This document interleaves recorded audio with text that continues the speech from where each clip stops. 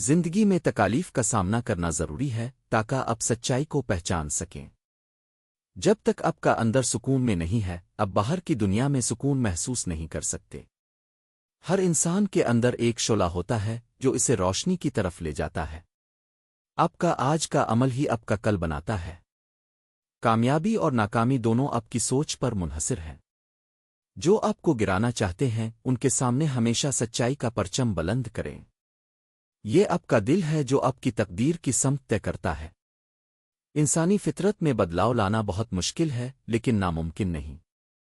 زندگی میں تکالیف کا سامنا کر کے ہی انسان حقیقت کو سمجھ سکتا ہے۔